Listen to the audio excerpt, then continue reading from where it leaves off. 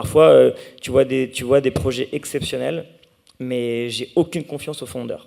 Pour plein de raisons différentes. Hein. C'est vraiment, vraiment pour moi l'équipe. C'est ça que je vous dis, s'entourer, c'est important. C'est l'équipe derrière le projet et les gens qui ont fondé la boîte. C'est vraiment pour moi ce qu'il y a de primordial. Et là, je peux aller corps et âme. Mais pour moi, c'est vraiment des red flags.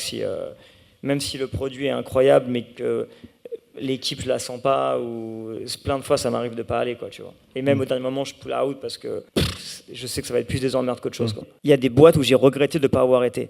Mais encore une fois, on peut pas tout faire. Tu vois, il y a une boîte, je vais pas la citer, dans laquelle je suis pas rentré en 2022, aujourd'hui qui cartonne, et j'aurais aimé, mais je peux pas faire machine arrière, c'est pas grave, c'est la vie, il faut savoir dire non. Donc, mais au moment où on me l'a proposé, je sais pas, je le sentais pas, j'avais pas.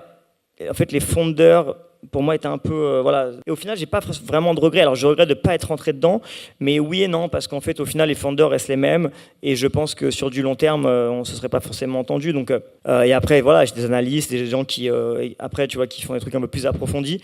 Mais en tout cas, moi, de but en blanc, c'est littéralement ça, quoi. C'est vraiment genre les fondeurs et si je le ressens ou pas. Mais encore une fois, je me trompe plein de fois. Je ne juge personne.